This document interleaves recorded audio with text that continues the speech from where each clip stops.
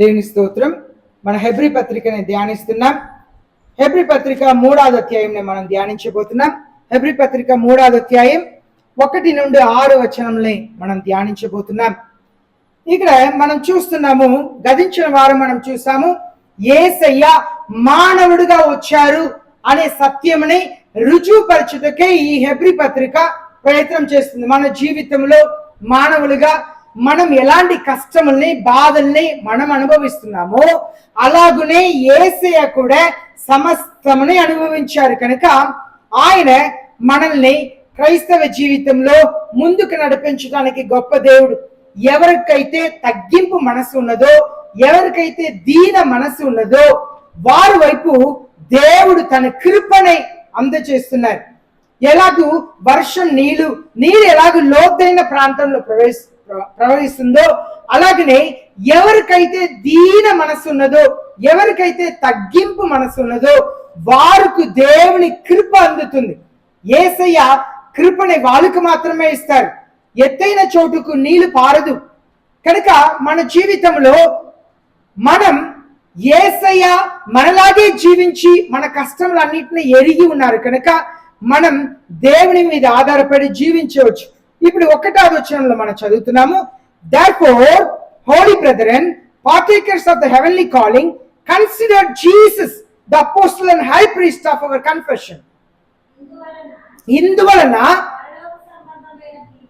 పరలోక సంబంధమైన పిలుపులో పాలు పొందిన పరిశుద్ధ సహోదరులారా, మనము ఒప్పుకొనిన దానికి అపోస్తలుడును ప్రధాన యాజకుడైన యేసు మీద లక్ష్యం ఉంచుడి. అనగా మనం అందరూ కూడా పరిశుద్ధులను పిలుస్తున్నారు, పరిశుద్ధ సహోదరులు. మనం పరలోకపు పిలుపు పొందిన వారు. మన పరలోక రాజ్యమునకు పిలుపుని యేసయ్య మనకు అనుగ్రహించారు. పరలోకం రండి అని చెప్పి యేసయ్య పిలిచారు కనుక పరలోకపు పిలుపుని పొందుకున్నాం. ఇక్కడ హెబ్రీ పత్రిక యేసయ్యని దేవుడిగా మాత్రమే కాక మానవుడిగా మనకు పరిశుద్ధాత్మ దేవుడు చూపించాలని ఈ హెబ్రీ పత్రిక ద్వారా మనకు ప్రయత్నం చేస్తున్నారు. ఇప్పుడు యేసయ్య ఒక అపోస్తలులా, అలాగే యేసయ్య ఒక ప్రధాన యాజకుడులా. ఎందుకు మనం అదే 2వ అధ్యాయం 17వ వచనంలో చదివాము, he might become merciful and faithful high priest. ఆయన కనికరం కలిగిన నమ్మదగిన ప్రధాన యాజకుడుగా మనకు ఉండాలి. కనుక ఉండాలంటే మనలాగే శోధించబడ్డారంట కనుక మనం యేసయ్య మనల్ని అర్థం చేసుకుంటారు. మన కష్టముల్ని, మన బాధల్ని, వేదనల్ని యేసయ్య అర్థం చేసుకోగలుగుతున్నారు. మనం ఎంత దుఃఖపడినా ఆ దుఃఖములంతా యేసయ్యకి తెలుసు. కొన్నిసారి మనం అనారోగ్యముతో బాధపడతాం. మనం ఇలాగ చెప్పలేము, నాకు వచ్చినట్లుగా జ్వరం మీకు వస్తేనే తెలిసిద్ది యేసయ్య, నాకు వచ్చినట్లుగా నింద ప్రజలు నా మీద వేస్తేనే నా బాధ మీకు తెలిసిద్ది యేసయ్య అని చెప్పటానికి లేదు. దానికే పరలోకపు తండ్రి యేసయ్యకు వ్యాధినిచ్చారంట. మీరు వెళుతున్న అదే జ్వరం, అదే కడుపు నొప్పి, నడు నొప్పి, కాలు నొప్పి అన్నిటిని యేసయ్య కూడా అనుభవించారు కనుక యేసయ్య అన్ని రీతిలో శోధించబడ్డారు. యవనస్తులు చెప్పవచ్చు, మేము యవన వయసులో మేము ఎదుర్కొంటున్న ఈ శారీరక శోధనలు యేసయ్య అలా వెళితేనే కదా యేసయ్యకు తెలుసు అనుకోవచ్చు. కానీ యేసయ్య కూడా అలాగే శోధించబడ్డారు. నజరేత్ పట్టణం చాలా విపరీతమైన పట్టణం. దానికే యేసయ్యని అడిగారు, ఆయన నజరేత్ నుండి వచ్చారంటే నజరేత్ నుండి ఏదైనా మంచిది రాగలుగుతా అన్నారు. అవునా? గుర్తుందా? బైబిల్లో చదివింది గుర్తుందా? యేసయ్య నజరేత్ నుండి ఏదైనా మంచిది వచ్చిద్దా అన్నారు. ఎందుకంటే నజరేత్ అంత చెడ్డ ఊరు. నజరేతు అంత చెడ్డ ఊరు. నజరేతు నుండి ఎవరైనా మంచి వాళ్ళు రాగలుగుతారా అంటే పాపం చేయటానికి అంత అనుకూలమైన ఒక ప్రాంతం నజరేత్. కానీ నజరేతు నుండి పరిశుద్ధుడిగా యేసయ్య వచ్చారు. ఆయన కూడా యవన వయసులో యేసయ్య చాలా బలమైన వ్యక్తి. మైక్ లేదు 5,000 మందికి వినబడేటట్లుగా మాట్లాడగలిగిన సద్ద, ఆయన శరీరం అంతా చీల్చిన ఆ సిలువని ఎత్తుకొని యెరూషలేము అంతా నడిచి కల్వరి కొండపైకి ఎక్కగలగాలంటే ఎంత బలం ఉండాలి శరీరంలో. ఆయన యేసయ్య చాలా బలముతో ఉన్నారు. యవన వయసులో ఆయన కూడా యవనస్తుల్ని చూస్తే ఆయన కూడా ఒక బలమైన యవనస్తుడు కనుక ఆయన కూడా శోధన కలిగి ఉన్నది. యేసయ్య మనలాగే అన్ని రీతిలో శోధించబడ్డారంట, కానీ పాపము చేయకుండా తను తాను కాపాడుకున్నారు. నజరేతు నుండి ఏదైనా మంచిది వచ్చిందంటే అక్కడి నుండి పరిశుద్ధంగా యేసయ్య నజరేతు నుండి గలిలయకు పరిచయం చేయుటకు ఆయన బయలుదేరి వచ్చారు. ఈయన మనం చూస్తున్నాము, అదే మనకు చెప్తున్నారు అపోస్తలు. ఆయన అక్కడక్కడ వెళ్ళి సేవ చేస్తున్న వ్యక్తి. యేసయ్య ఒకే చోట్ల ఉండి, ఈనాడు చాలా మంది ఎలా సేవ చేస్తారంటే ఒకే చోట్ల ఉంటారు, ఒకే సంఘంలో ఉంటారు, వాళ్ళకి పరిచర్య అనుభవం ఉండదు, ఎవరో చేసిన పరిచయం చేస్తుంటారు. అలాగే చాలా మంది ఈనాడు ఉన్నారు. కానీ యేసయ్య చాలా ప్రాంతంలోకి వెళ్ళి పరిచయం చేశారు కనుక అపోస్తలుడు చాలా గ్రామంలో ప్రజల్ని రక్షించారు. చాలా యేసయ్యని ఎరిగటం వలన చాలా చోట్ల సంఘాలని ప్రజలందరూ కూడా సమకూడి యేసయ్యని ఆరాధించారు. Consider Jesus. యేసయ్యని చూడండి. మనం పరలోకపు పిలుపు పొందిన వారం. ఏ పిలుపు? ఇప్పుడు మీరు ఒక గొప్పవాళ్ళు, ముఖ్యమంత్రి ఇంట్లో ఒక వివాహం కొరకు మీరు పిలవబడితే మీరు ఎలా వెళ్తారు? ఒకవేళ కారు లేకపోయినా కారు అద్దెకు తీసుకొని అయినా మంచి వస్త్రాలు ధరించుకొని దొరలా వెళ్ళి దిగుతారు కదా. ఎందుకంటే మీరు వెళ్ళే చోటు అంత ధనవంతులు ఉన్న గొప్ప స్థలం కనుక మీరు అక్కడ వెళ్ళి ఆటోలో దిగారు కదా, మీరు వెళ్ళి అక్కడ బైక్లో దిగారు కదా. ఎందుకంటే మీ పిలుపు అలాంటి చోటు నుండి వచ్చింది కనుక యేసయ్య కూడా పరలోక రాజ్యంలో మిమ్మల్ని పిలుచుకున్నారు కనుక మిమ్మల్ని మీరు అలాగే సిద్ధపరచుకోవాలి. పరలోకపు పిలుపుని పొందుకున్నారు. ఎంత గొప్ప భాగ్యం. ఎంతో మందికి పరలోక పిలుపు లేదు. కొంతమంది పరలోక పిలుపు పొందుకున్నా కూడా ఆ పిలుపుని నిర్లక్ష్యం చేసి తమ జీవితంలో దేవుని వదిలేసిన వాళ్ళు చాలా మంది ఉన్నారు. ఈ లోకంలో చాలా మంది ఉన్నారు.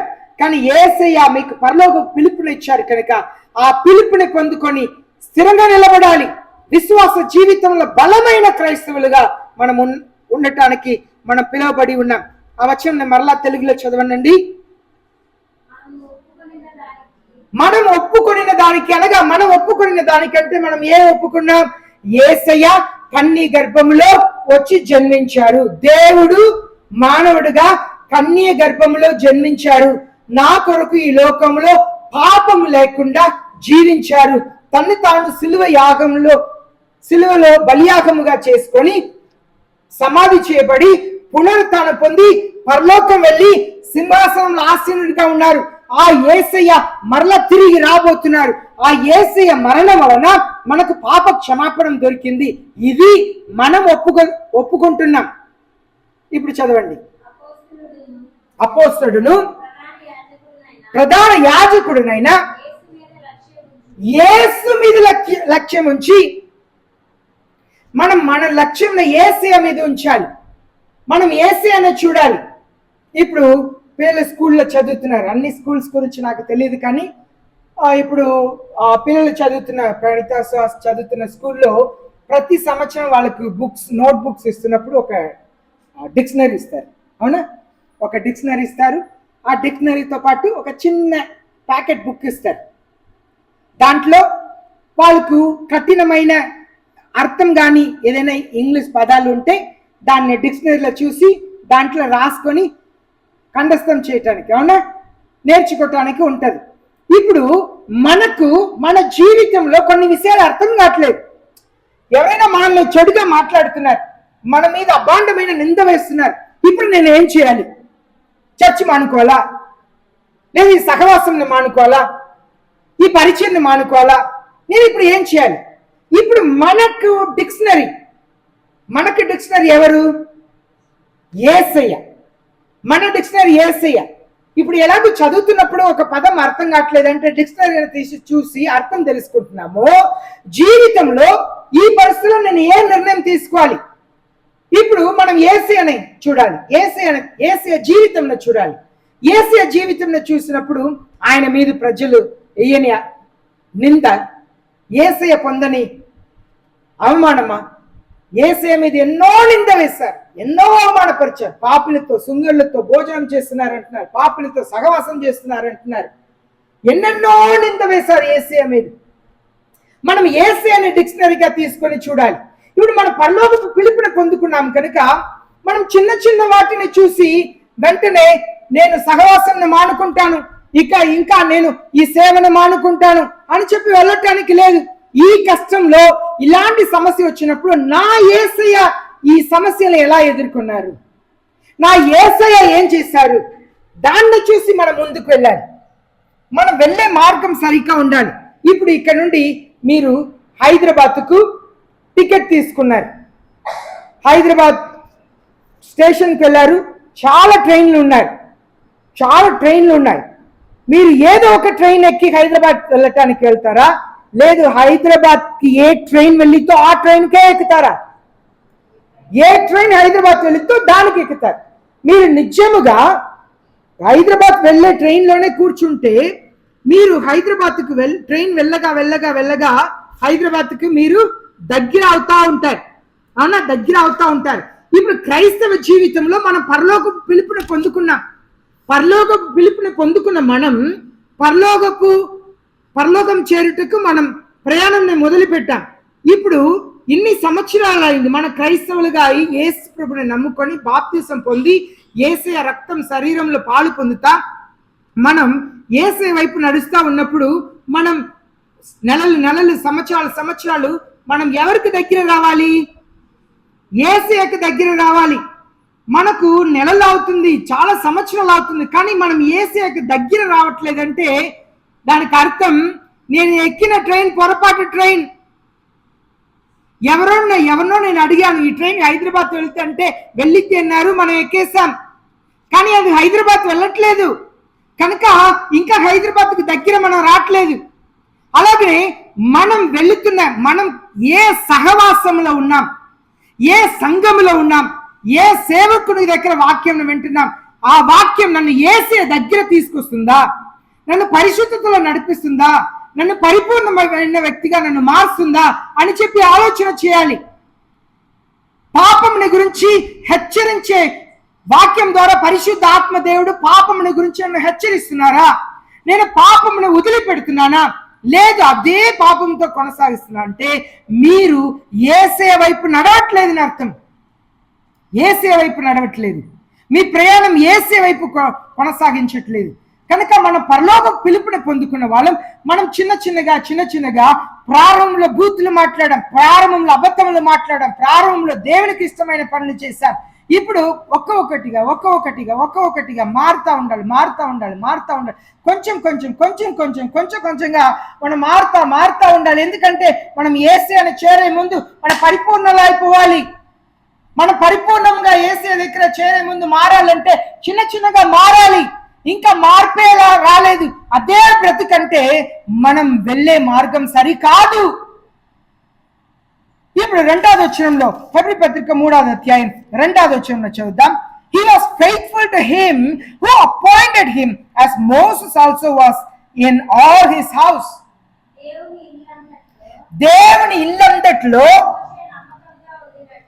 మోసే నమ్మకంగా ఉండినట్లు ఈయన కూడా తనను నియమించిన దానికి నమ్మకంగా ఉండేను. చూడండి, మోసే దేవుడు తన పరిచయలో నియమించాడు.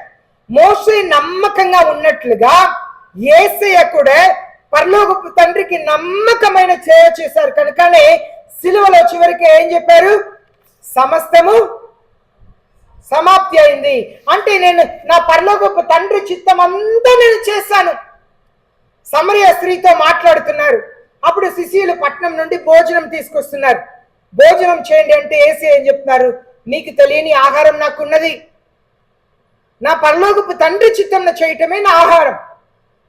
యేసయ్య పరిపూర్ణంగా పరలోకపు తండ్రి చిత్తంని తన జీవితంలో నెరవేర్చారు. పరలోకపు తండ్రి చిత్తంని పరిపూర్ణంగా యేసయ్య తన జీవితంలో నెరవేర్చారు.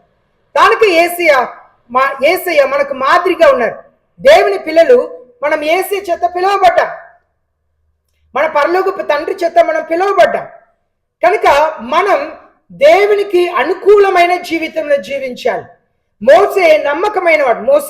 మోసే పొరపాటు చేయలేదా? మోసే బైబిల్ గ్రంథంలో పొరపాటు చేశారా లేదా? చేశారు. యేసయ్య మాట్లాడమంటే ఆ కొండని కొట్టారు. యేసయ్యతో 40 రోజులు ఉపవాస ప్రార్థన చేస్తున్నారు. మంచినీళ్ళు తాగలేదు, అన్నం తినలేదు. 40 రోజులు ఆ ఉపవాస ప్రార్థన అంటే శరీరం శవంలా దేవుని సన్నిధిలో పడిపోయి ఉంటే ఆత్మతో దేవునితో సంచరిస్తుంటారు కనుక ఆ శరీరంకు ఆహారం నీళ్ళు అవసరం ఉండదు. ఎందుకంటే వాళ్ళు దేవుని సన్నిధిలో సహవాసం చేస్తున్నారు కనుక శరీరం అలాగే ఉంటది. అక్కడ ఉన్నప్పుడు దేవుడు 10 ఆజ్ఞలను ఇస్తున్నారు.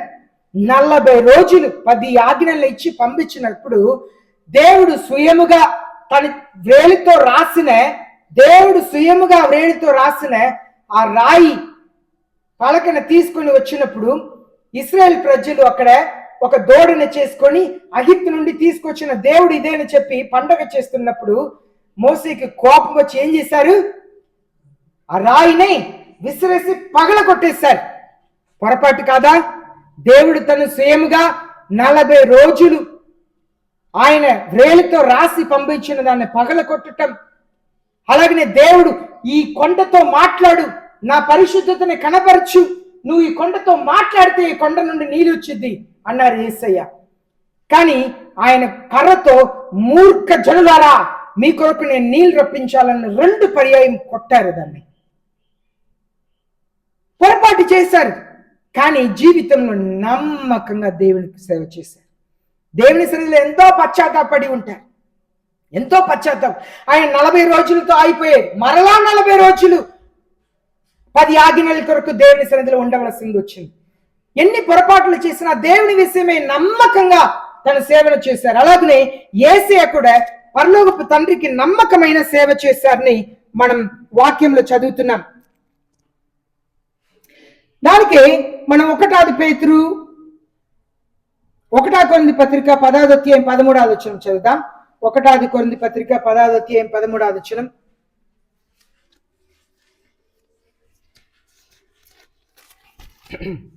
1 కొరింథీ పత్రిక 10వ అధ్యాయం 13వ వచనం. సాధారణముగా మనుషులకు కలిగే శోధన తప్ప మరి ఏది మీకు సంభవింపలేదు. దేవుడు నమ్మదగిన వాడు, మీరు సహింపదగిన వాటి అంతకంటే ఎక్కువగా ఆయన మిమ్మును శోధింపబడనీయరు. దేవుడు మీకు ఎంత శక్తియో అంతవరకే మీకు శోధనను ఇస్తారు. మీ శక్తికి మించిన శోధనను యేసయ్య ఇవ్వరు. యేసయ్య అన్ని శోధనలు అనుభవించి నమ్మకమైన వారుగా ఉన్నారు. అలాగనే మన శోధనలో కష్టంలో దేవుని కొరకు నమ్మకంగా నిలబడాలి. 31వ కీర్తన 23వ వచనం చదువుదాం. 31వ కీర్తన 23వ వచనం. 31వ కీర్తన 23వ వచనం చదువుదాం.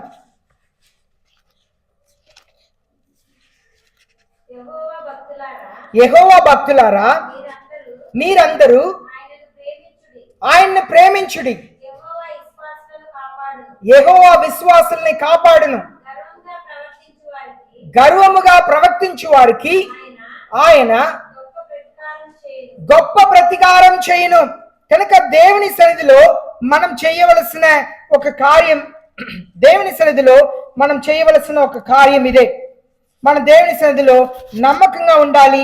ఓర్పు సహనముతో దేవుని కొరకు వేర్చి ఉండాలి. అయ్యా, నా జీవితంలో మీ చిత్తం నెరవేరు వరకు నాకు మీ కృపను దయచేయండి ప్రభువా. మన తగ్గింపుతో దేవుని సన్నిధిలో ప్రార్థన చేసే క్రైస్తవులుగా ఉన్నప్పుడు మాత్రమే విజయం పొందుకుంటాం. I have heard the slander of many. నా మీద ఎంతో మంది నింద వేశారు. Terror is on every side.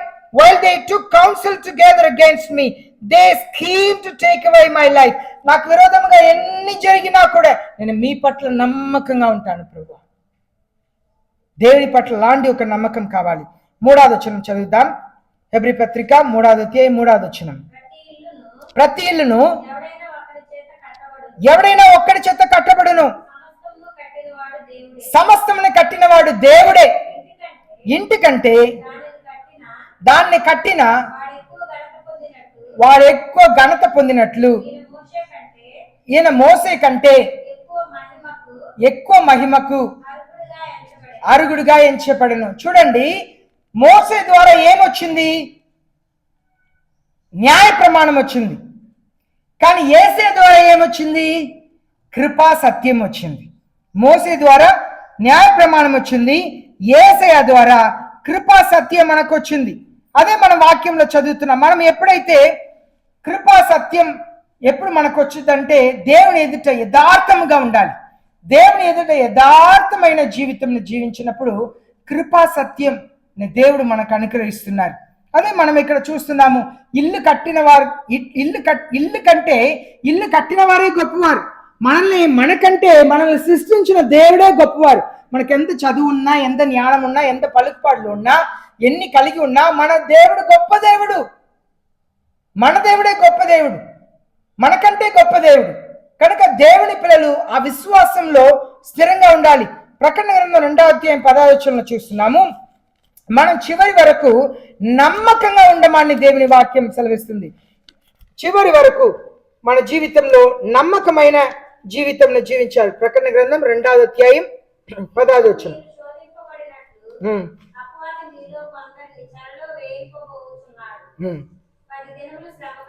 10 దినములు శ్రమ కలుగును, మరణం వరకు నమ్మకంగా ఉండను. అప్పుడు దేవుడు మీకు జీవ కిరీటం ఇస్తారు. సాతానుడు మిమ్మల్ని శరలో వేయబోతున్నాడు అనగా శోధన వస్తాయి, మన జీవితంలో కష్టంలో వస్తాయి. కానీ కష్టంలో కూడా నమ్మకంగా ఉండాలి. గలాతీ పత్రిక 5వ అధ్యాయం 22-23లో మనం నిత్యముగా దేవునికి నమ్మకంగా ఉంటే మన ఆత్మ ఫలములు కలిగి ఉంటాం. గలాతీ పత్రిక 5వ అధ్యాయం 22-23 వచనంలో మన ఆత్మ ఫలములే కలిగి ఉండగలుగుతాం. ప్రేమ, చదవండి. ఆత్మ ఫలం ఏమనగా ప్రేమ, సంతోషము, సమాధానము, దీర్ఘశాంతము, దయాళత్వము, మంచితనము, విశ్వాసము, సాత్వికము, ఆశానికరము. ఇదంతా కూడా మనం కలిగి ఉంటామంట. మన ఆశల్ని అదుపులో ఉంచుకోవాలి, జెంటిల్గా ఉండాలి. కొన్నిసారి మనం తొందరపడుతున్నాం. దేవుని సన్నిధిలో పశ్చాత్తాపడాలి, దేవుని సన్నిధిలో కన్నీళ్లు కార్చాలి, క్షమాపణ అడగాలి. అయ్యా, నన్ను జయం నాకు దయచేయండి, నాకు ఓర్పుని, దీర్ఘశాంతంని దయచేయండి, నాకు కృపను దయచేయండి, నాకు జ్ఞానంని దయచేయండి. దేవుని సహాయం అడిగినప్పుడు ఆయన నమ్మదైన దేవుడు కనుక మనకు మేలు చేస్తారు. ఇప్పుడు మనం 2వ తిమోతి పత్రిక 2వ అధ్యాయం 13వ వచనం చదువుదాం. 2వ తిమోతి పత్రిక 2వ అధ్యాయం 13వ వచనం. ఇక్కడ చూస్తున్నాము. If you are faithless, he remains faithful, for he cannot deny himself. మనం నమ్మదగిన వారమైనను ఆయన నమ్మదగిన వారై ఉన్నారు. ఆయన తన స్వభావమునకు విరోధముగా ఏదీ చేయలేరు. చూడండి, యేసయ్య నమ్మదగిన దేవుడు. మనమే కొన్నిసారి నమ్మదగిన వారిగా ఉండము, కానీ ఆయన నమ్మదగిన దేవుడు కదా, మంచి దేవుడు. ఆయన మన పట్ల నమ్మకంగా ఉంటారు. మనకు పరలోక పిలుపుని ఇచ్చారు కనుక పరలోకం చేరే వరకు మనకు సహాయం చేస్తానే ఉన్నారు. దానికి పరిశుద్ధ ఆత్మ దేవుణ్ణి మనకు యేసయ్య అనుగ్రహించి ఉన్నారు. ఇప్పుడు మనం చూస్తాము. యోహాను సువార్త 1వ అధ్యాయం 37వ వచనంలో చదువుతున్నాము. యోహాను సువార్త 1వ అధ్యాయం 37వ వచనం. ఇక్కడ మోసేని గురించి అలాగే యేసయ్యని గురించి ఇద్దరికి ఉన్న తేడాన్ని మనం చదువుతున్నాం. అతడు చెప్పిన మాట ఆ ఇద్దరు శిష్యులు. యోహాను సువార్త 1వ అధ్యాయం, యోహాను సువార్త 17వ వచనం చదవండి. 17. ధర్మశాస్త్రం మోసే ద్వారా అనుగ్రహింపబడును, కృపయు సత్యము యేసుక్రీస్తు ద్వారా కలిగను. మనకు కృప ఉండాలి. యేసయ్య కృప ఉంటేనే మనం జయించగలుగుతాం. యేసయ్య కృప లేకపోతే మనం ఏ విషయంలో ఏ కార్యంని కూడా జీవితంలో జయించలేము. కనుక దేవుని దగ్గర నుండి మనకు కృప కావాలి. ఇప్పుడు హెబ్రీ పత్రిక 3వ అధ్యాయం 4వ వచనం చదువుతాం. ప్రతి ఇల్లును ఎవడైనా ఒక్కడి చేత కట్టబడను, సమస్తమును కట్టినవాడు దేవుడే. అన్ని కూడా దేవుడే నియమించారు, దేవుని చేతనే నియమించబడింది. దానికి 127వ కీర్తన 1వ వచనం మనం చదువుతున్నాము. ఇల్లు దేవుని చేత కట్టబడకపోతే కట్టేవారి ప్రయాసం అంతా వృధా అని దేవుని వాక్యం సెలవిస్తుంది. కనుక మన ఆత్మీయ జీవితం యేసే కట్టాలి. మనం ఎంత ఆత్మీయ జీవితంలో మంచివారుగా ఉండాలని ప్రయత్నం చేసినా కూడా మనం మంచివారుగా ఉండలేము. కారణం ఏంటంటే మనం మంచివారుగా ఉండాలంటే దేవుని కృప మనకు కావాలి. దేవుని కృప ఉంటేనే మన పరిశుద్ధమైన మంచి జీవితం మనం జీవించగలుగుతాం. లేకపోతే పరిశుద్ధమైన జీవితం మనం జీవించలేం. 5వ వచనం చదువుదాం. హెబ్రీ పత్రిక 3వ అధ్యాయం 5వ వచనం. ముందు చెప్పబోయే సంగతులకు సాక్ష్యార్థముగా మోసే పరిచారకుడై ఉండి దేవుని ఇల్లు అందట్లో నమ్మకంగా ఉండెను. ఇక్కడ చూస్తున్నాము 2 మాట. Moses was faithful in all his work as a servant. మోసే సేవకుడు అంట. కానీ యేసయ్య గురించి ఏ రాయబడి ఉంది? For testimony of those things which you are to be ఆరాధవచనం చదువుతాం. Christ was faithful as a son over the house. ఆరాధవచనం. క్రీస్తు కుమారుడై ఉండి ఆయన ఇంటి మీద నమ్మకంగా ఉన్నాడు. ధైర్యమును నిరీక్షణ వలనే ఉత్సాహమును తుదమట్టుకు స్థిరముగా చేపట్టినట్లా మనమే ఆయన ఇల్లు. ఇక్కడ చూడండి, మనం చూస్తున్నాము మోసే దేవుని సేవకుడు, కానీ యేసయ్య పరలోకపు తండ్రి కుమారుడు. మోసే ప్రమాణమును తీసుకొచ్చారు, కానీ యేసయ్య కృపను తీసుకొచ్చారు. ప్రమాణం ద్వారా మనకు విడుదల రాలేదు, కానీ యేసయ్య కృప వలన మనకు పాపం నుండి విడుదల కలుగుతుంది. దానికే రోమిలికి రాసిన 4వ అధ్యాయం 16వ వచనం చదువుతాం. రోమిలికి రాసిన 4వ అధ్యాయం 16వ వచనం చదువుతాం. ఈ హేతు చేతను ఆ వాగ్దానమును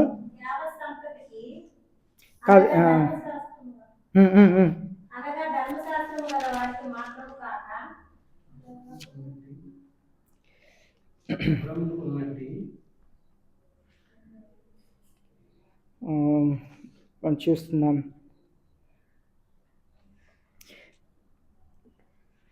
కృపా సత్యం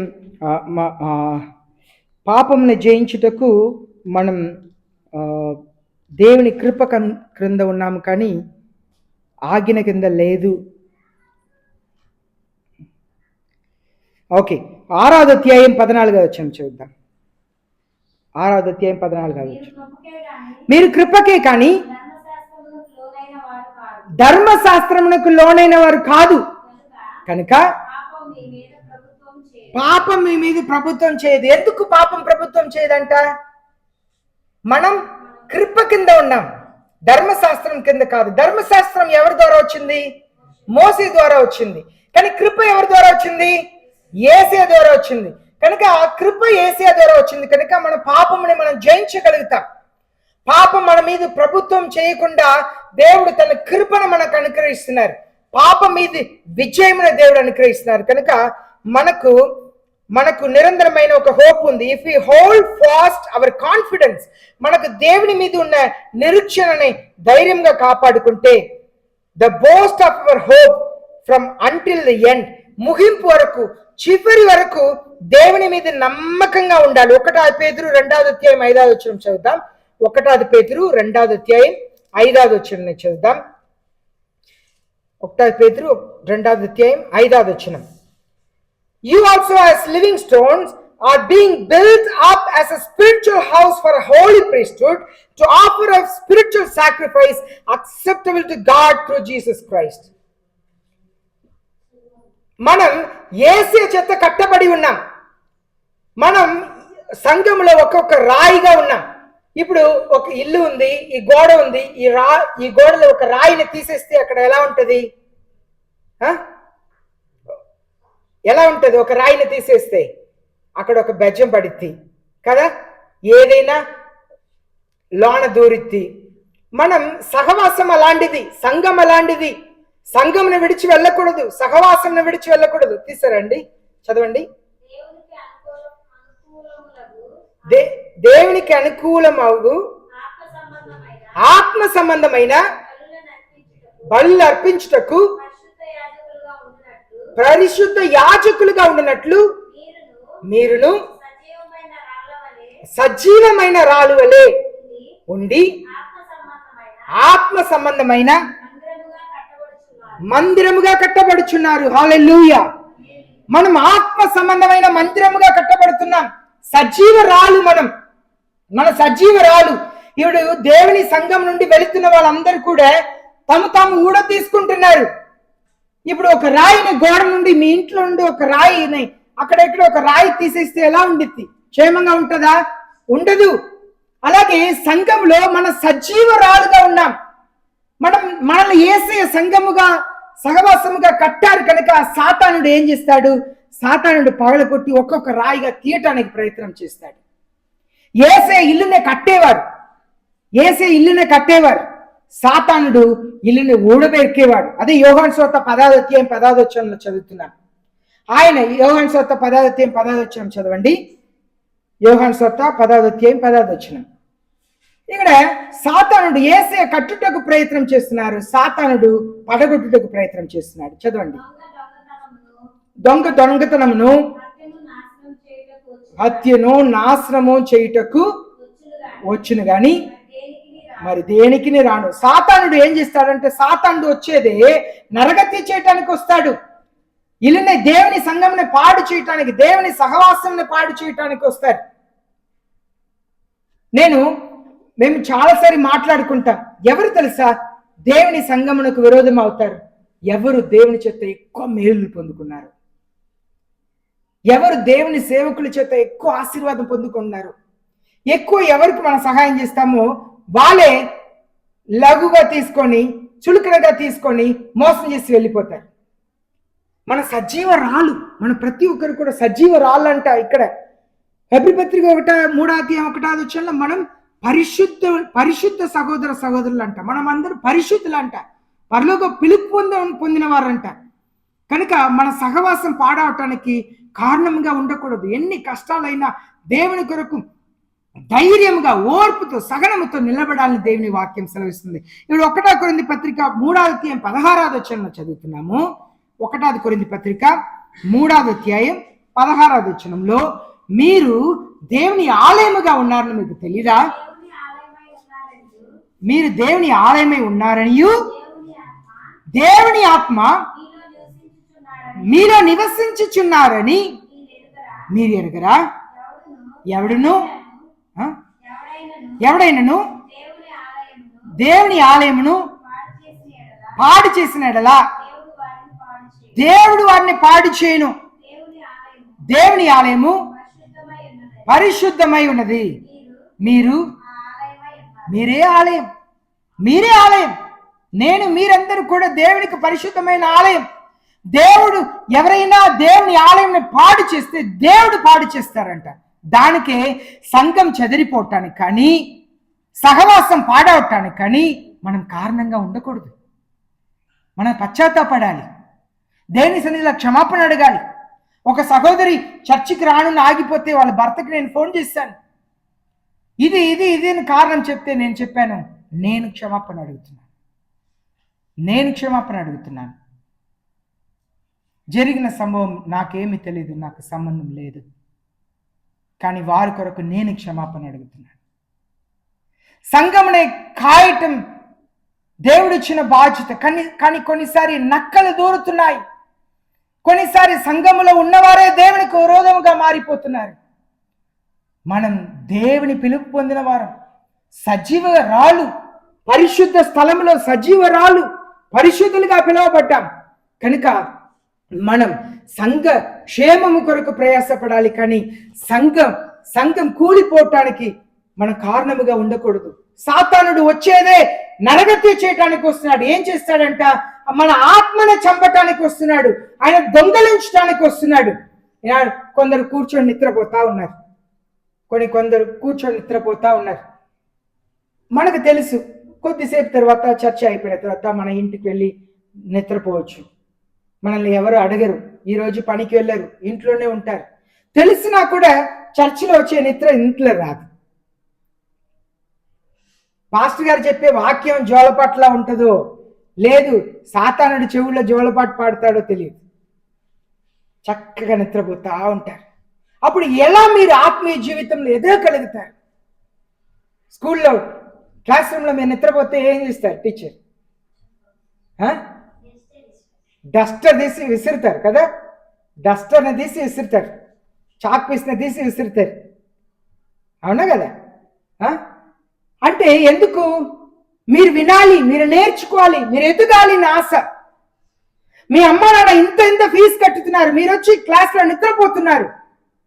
మీరు ఫెయిల్ అయిపోవటం వల్ల ఆ టీచర్కి పేరుపోయింది, ఈ క్లాస్లో 100% రిజల్ట్ రాలేదు, కొందరు ఫెయిల్ అయ్యారు.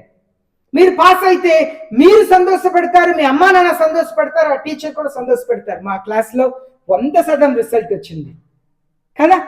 యేసయ్య కూడా అదే ఎదురు చూస్తున్నారు. ఆత్మీయ జీవితంలో మనం బలపడాలి, ధైర్యమైన వారుగా ఆత్మీయ సత్యంని ఎరిగి అంత్య దినంలో దేవుని కొరకు జీవించే పిల్లలుగా ఉండాలి. చివరిగా ఈ మాటను చదువుదాం. మత్తయి సువార్త 10వ అధ్యాయం 24వ వచనం చదువుదాం. మత్తయి సువార్త 10వ అధ్యాయం 24వ వచనం. మత్తయి సువార్త 10వ అధ్యాయం 24వ వచనం చదువుతాం. బైబిల్ ఉన్న వాళ్ళందరూ కూడా తీసుకోండి. బైబిల్ శిష్యుడు బోధకుడు కంటే అధికుడు కాడు, దాసుడు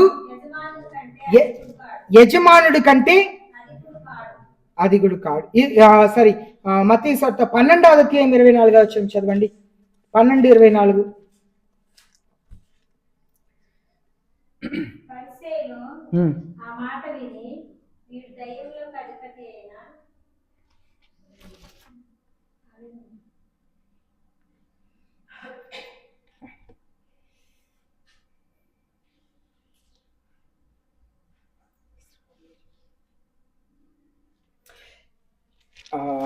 కరెంట్ లేదు కనుక నాకు కనపట్లేదు, నేను చిన్న అక్షరాలు రాస్తాను.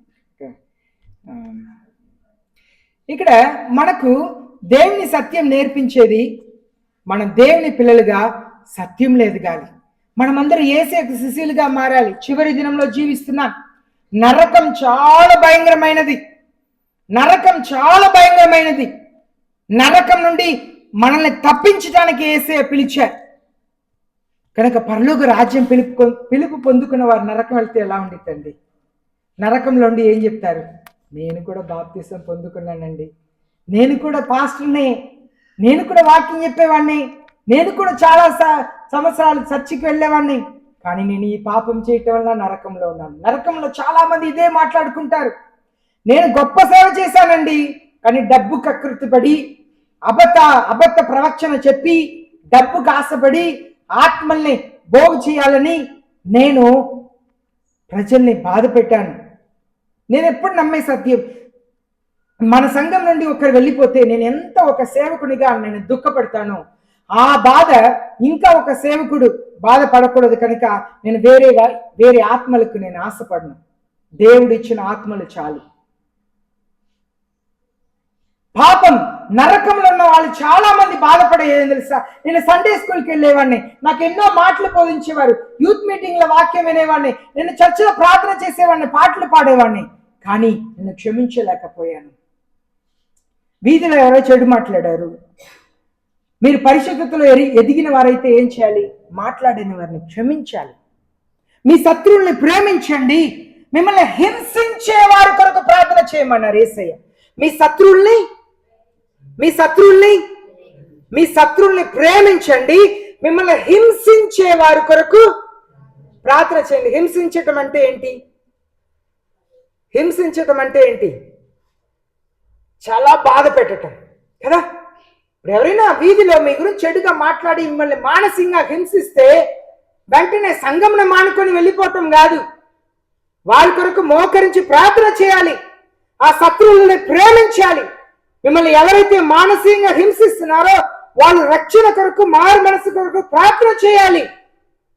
అది యేసయ్య పిలిచింది. ఇప్పుడు ఒక సేవకుడు లేదు ఒక దైవజనురాలు ఏదో చెప్పారని చెప్పి అలిగి అవమానపడ్డాన్ని దేవుని సంఘంను విడిచి వెళ్ళటం కాదండి, క్షమించాలి. యేసయ్య చెప్పారు, మీరు ఇతరుల్ని క్షమించనడలా మీ పరలోకపు తండ్రి మిమ్మల్ని క్షమించారు. అన్ని చోట్ల ఇలాగే ఉంటుందా? లేదు, మా తమిళనాడు రాష్ట్రంలో ఎలా ఉంటుందా తెలీదు. కోర్టులో ఇలాగ రాయబడి ఉంటుంది, అన్ని కోర్టులో ఇలాగే. ఎందుకంటే నేను కోర్టుకి ఎప్పుడు వెళ్ళింది లేదు. 2-3 సారి పోలీస్ స్టేషన్ వెళ్ళాను, కానీ ఈ కోర్టుకి ఎప్పుడు వెళ్ళింది లేదు, కానీ కోర్టు మెట్టు దొక్కిందే లేదు కనుక తెలియదు. కానీ ఫోటోలో పెడుతుంటారు కదా, ద ట్రూత్ విల్ ట్రయంఫ్, అనగా సత్యమే ఏదో చెప్తారు కదా, సత్యమే గెలుస్తుంది. అలాగే ఒక మాట ఏం చెప్తారంటే, మా తమిళ భాషలో కన్నాలు కాణ్బదం పోయి కాదాలు కేట్పదం పోయి తీర విసారిపదే మెయ్, అనగా కళ్ళతో చూసినా అది అబద్ధమే, చెవుతో విన్నా అబద్ధమే. ఏదైతే మనం కూర్చొని మాట్లాడి సత్యం ఏదైనా తెలుసుకుంటున్నామో అప్పుడే నిజం బయటకు వస్తుంది. కనుక ఏదైనా ఒక మాట విన్న వెంటనే తొందరపడి సంఘమును పాడు చేయకూడదు. అదే ఇక్కడ మనం చదువుతున్నాం. నమ్మకంగా ఉన్నారంట. మోసే నమ్మకంగా ఉన్నారు, యేసయ్య నమ్మకంగా ఉన్నారు. సంఘం అంటే రెండు విషయాలు, ఒకటి సహవాసం, ఒకటి శరీరం. శరీరంని పరిశుద్ధంగా కాపాడుకున్నారు మోసే, అలాగే యేసయ్య తను పరిశుద్ధంగా కాపాడుకున్నారు. యేసయ్య మిమ్మల్ని నన్ను పిలిచింది పరిశుద్ధంగా జీవించుటకు, పరలోక రాజ్యం చేరుటకు మాత్రమే కాదు, ఈ లోకంలో యేసయ్యలా మారాలి.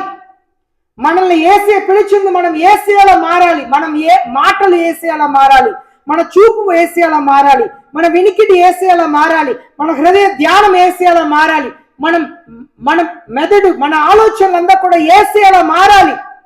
క్షమించే హృదయం కావాలి. ఎంత బాధ పెట్టిన వారైనా క్షమించే మనసు ఉండాలి. యేసయ్య శిలువ మీద నుండి ఏమని ప్రార్థన చేస్తున్నారు? తండ్రి, వీరు ఏం చేస్తున్నారో తెలియక చేస్తున్నారు, వీరిని క్షమించండి. మనకి క్షమించే మనసు ఉండాలి. క్షమించే మనసు లేకపోతేనే మనకి గర్వం వచ్చింది.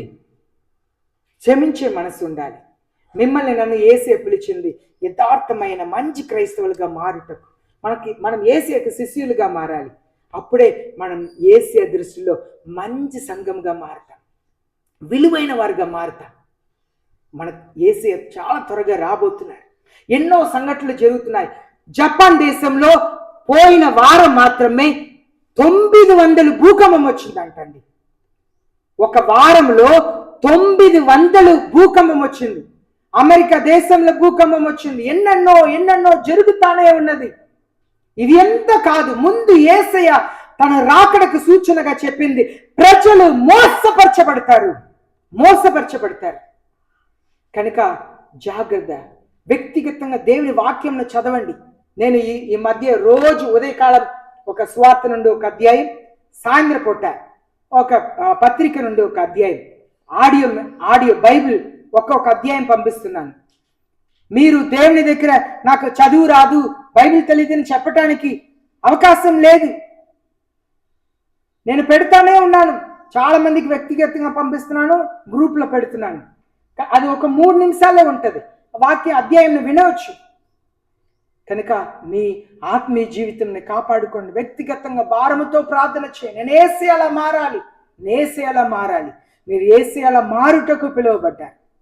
అదే యేసయ్య ఒక ఆశ. ధర్మోకరిస్తాం, ప్రార్థన చేస్తాం. ఎవరికి వారు ప్రార్థన చేసుకోండి. యేసయ్య